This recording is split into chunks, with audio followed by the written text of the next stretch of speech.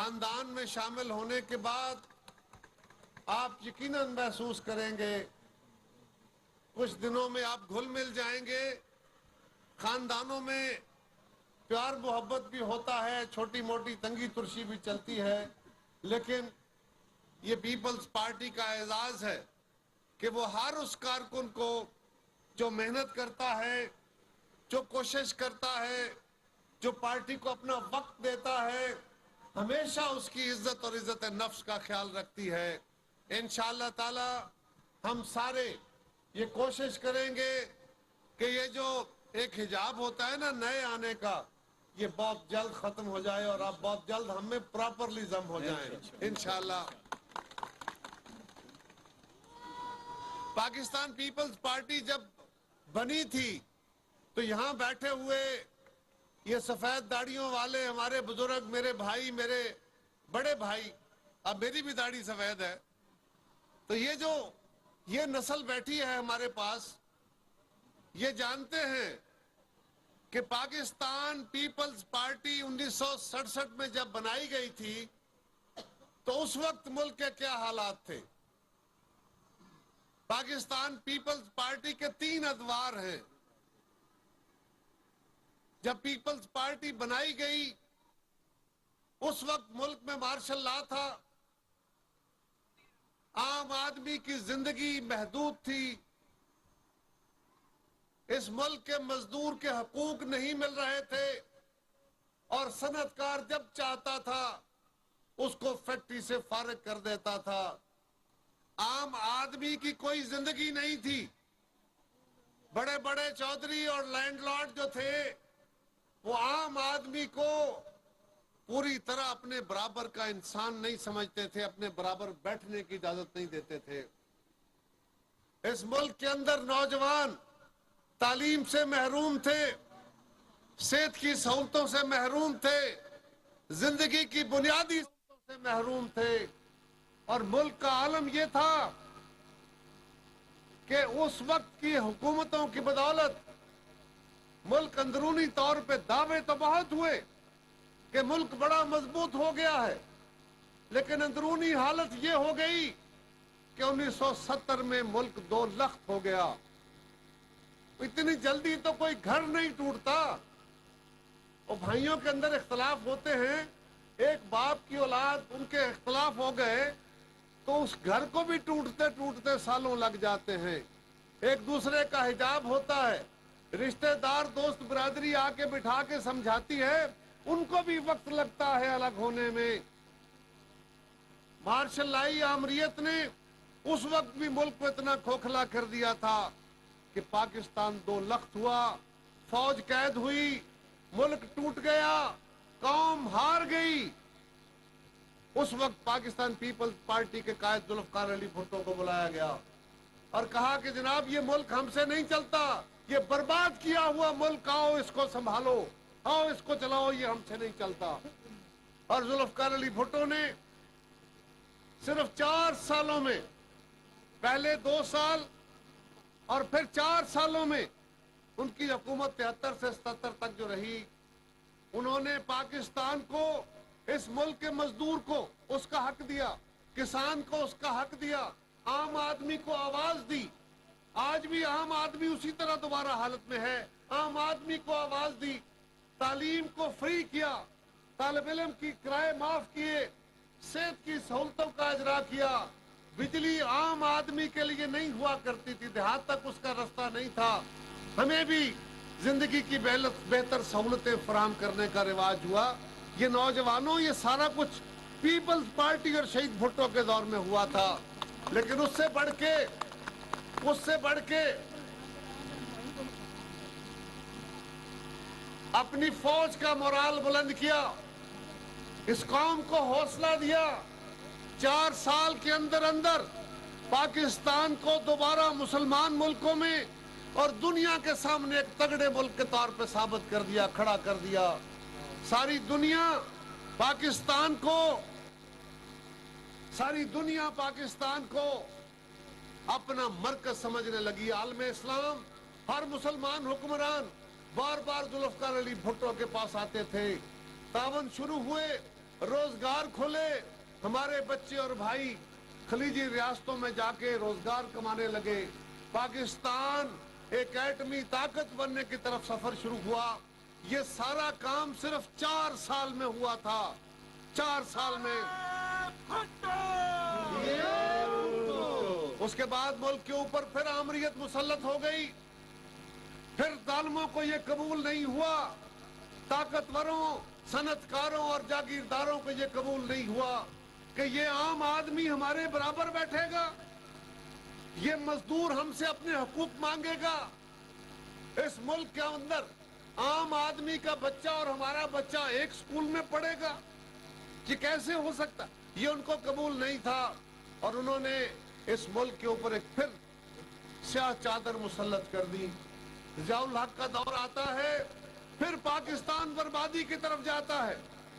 पाकिस्तान में वो जो दास्तान जुल्म की पीपल्स पार्टी से हुई वो तो एक तरफ, उसको तो आप सारे जानते हैं, लेकिन उससे बड़ा जुल्म ये हुआ कि पाकिस्तान को दोबारा दुनिया प्रेडिक्ट कर रही है कि पाकिस्तान में श्रीलंका का सिचुएशन आने लगा है। हमारे आज वो हाल है, आज बिजनेस कम्युनिटी से पूछें कि आज पाकिस्तान किधर खड़ा है। इस मुल्क की तारीख में कोई तसव्वुर नहीं कर सकता था कि हम इतना नीचे जा सकते हैं। आज हमारे पास एलसीज खोलने के पैसे नहीं हैं और खौफ यह है कि जिस तरह श्रीलंका में आखिर में तेल के लिए पैसे नहीं बचेंगे जब तक कि कोई पैसा ना दे। और पैसा किसने अब देना है? कोई बाहर से पैसा देने के लिए तैयार नहीं है। हमारे पास कोई अब कमर्शियल बैंक पाकिस्तान को लेंड करने के लिए नहीं तैयार, क्योंकि पाकिस्तान का जो डिफॉल्ट रिस्क रेशो है वो 5% था जब अप्रैल में, आज वो तकरीबन 90% पहुंच गया। यानी लोगों को अब कोई इत्मीनान नहीं कि पाकिस्तान को अगर पैसे दे वो वापस करेगा। और आईएमएफ अब पैसे तब देगा जब हम उनकी शराइत माने। उनकी शराइत अब ये है कि हर चीज अब महंगी होने लगी है। अगर हम शराइत मानते हैं तो अगर आज 50 साल में सबसे ज्यादा महंगाई है तो उनकी शराइत मांगेंगे तो ये मजीद और महंगाई 50% और बढ़ जाएगी।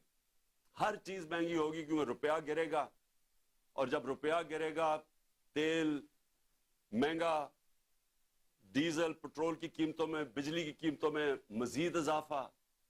और उसके अलावा जो भी हम समझते हैं कि जो बिजनेसेस, जो इंटरेस्ट रेट है वो स्क्वीज होती जाएंगी, बेरोजगारी बढ़ रही है, फैक्ट्रियां बंद हो रही हैं। सो इसलिए जिधर आज हम खड़े हैं, मैं अब आप सबके सामने कहना चाहता हूं कि सिर्फ एक तरीका है निकलने का, और बाकी चीजें आप कई कर सकते हैं, लेकिन सबसे पहले एक तरीका है, और उसमें आप सबकी इस मुल्क को अब मदद, और वो है रूल ऑफ लॉ।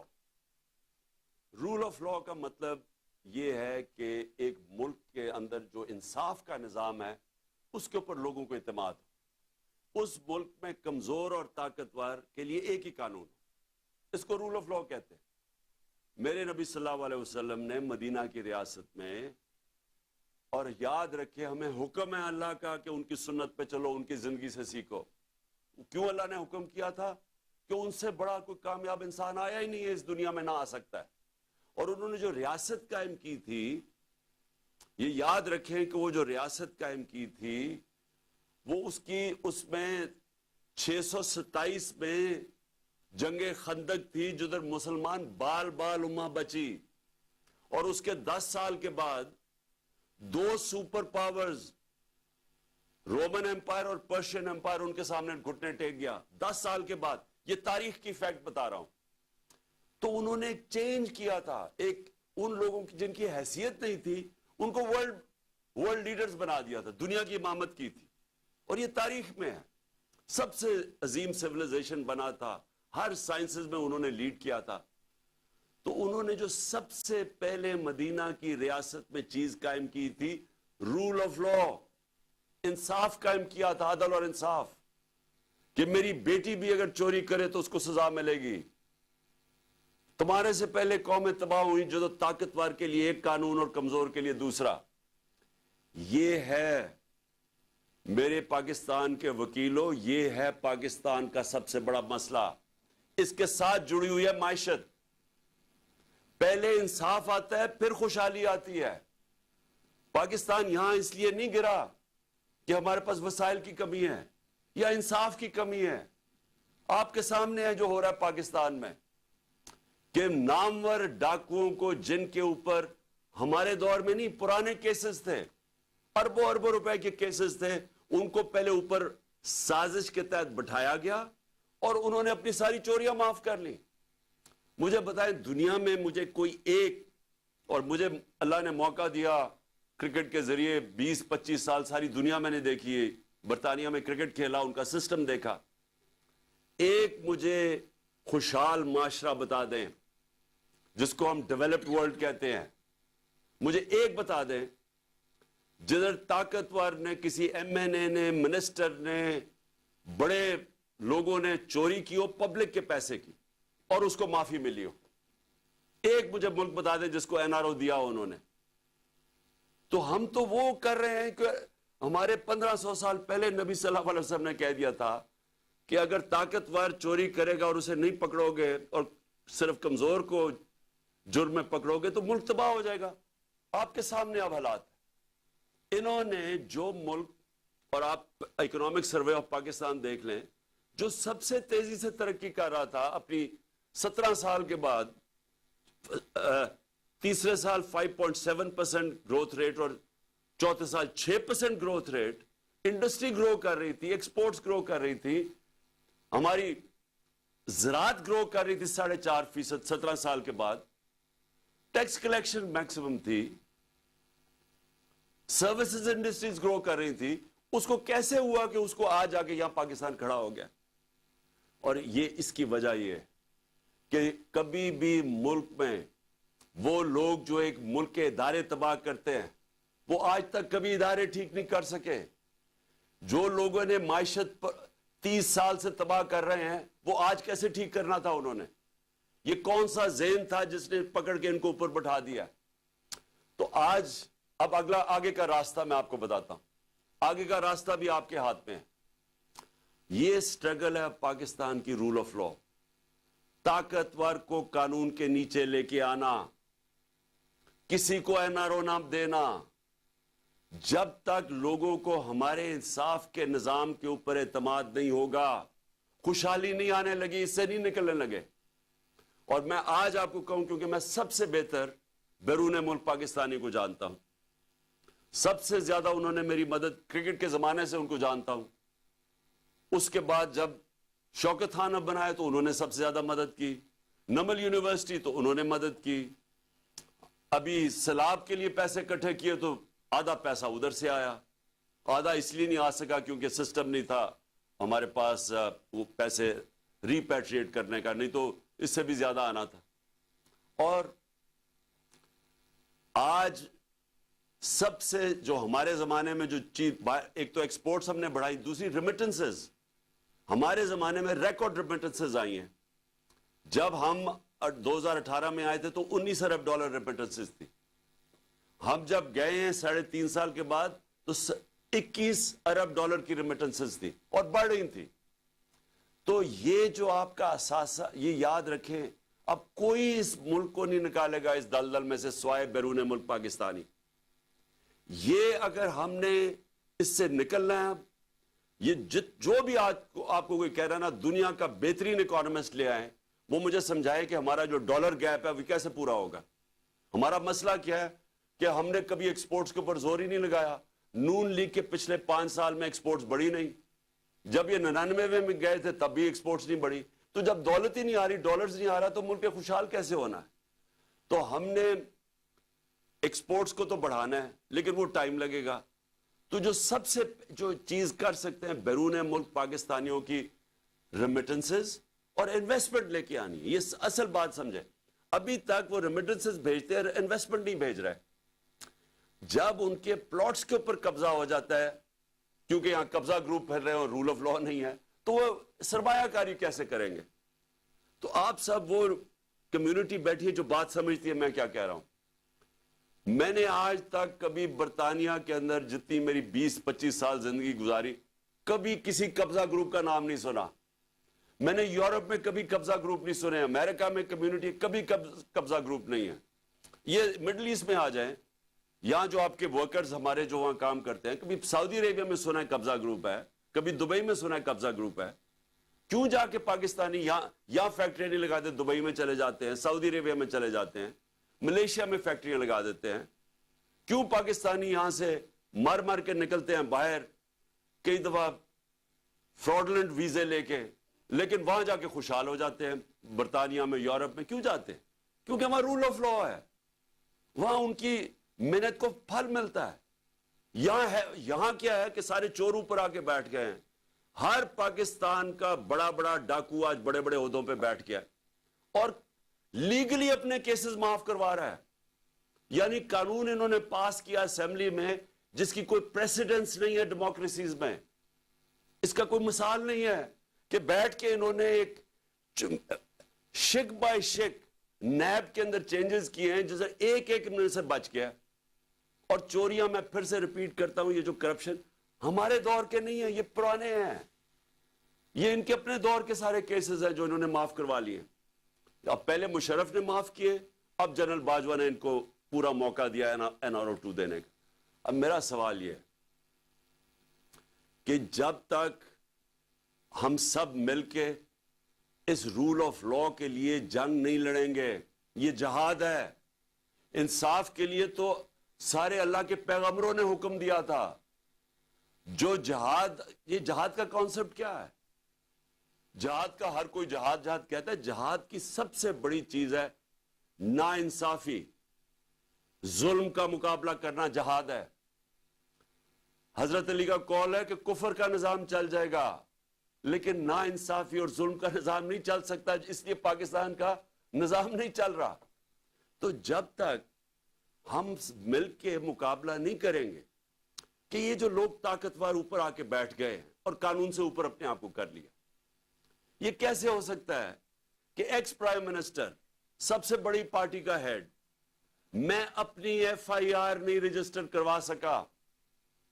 مجھے بتائیں, عام آدمی جو بات ہے محنت کر کے اوورسیز پاکستانی اور پاکستان میں انویسٹمنٹ کرتا ہے, اس کا طاقتور سے ٹاکرا ہو جائے تو اس کو کون بچائے گا؟ مغرب میں اس کو بچاتے ہیں. ان کا جو لا ہے وہ پروٹیکٹ کرتا ہے کمزور کو, جس کو انصاف کہتے ہیں. حضرت ابو بکر جب خلیفہ بنے, پہلے تو نبی صلی اللہ علیہ وسلم نے سب سے پہلے عدل اور انصاف قائم کیا مدینہ میں. حضرت ابو بکر خلیفہ بنے, ان کی پہلی سٹیٹمنٹ سن لیں کہ کمزور اور طاقتور کو میں قانون کے سامنے ایک برابر کروں گا, انصاف قائم کروں گا. حضرت عمر خلیفہ بنے, سب سے پہلے انہوں نے کہا کہ میں انصاف قائم کروں گا. حضرت علی کی پہلی سٹیٹمنٹ پڑھ لیں, انصاف قائم کروں گا. بڑی دیر کے بعد عمر بن عبدالعزیز آئے, اس کے کئی سالوں کے بعد, انہوں نے سب سے پہلے انصاف قائم کیا. دیکھیں انصاف کا جو نظام ہوتا ہے, جس طرح نیلسن منڈیلا نے کہا کہ اگر آپ نے غربت کم کرنی ہے تو انصاف قائم کرو. نیلسن منڈیلا کہہ رہا ہے. یہ تو میرا سب کے لیے کہ ہمارے ملک میں وہ نظام جدھر اعظم سواتی کو, یعنی ایک سینیٹر کو ایک ٹویٹ کرنے پہ, اور سچی ٹویٹ جو ایک پولیٹیشن کا کام ہے کرنا, میرا کام ہے کہ اگر پبلک کا پیسہ چوری ہو رہا ہو تو میرا کام ہے اس کے اوپر آواز بلند کرنا. تو وہ NRO2 کہتا ہے کہ جنرل باجوہ نے دیا ہے, اس کے اوپر اس کا پوتے پوتیوں کے سامنے تشدد کیا گیا.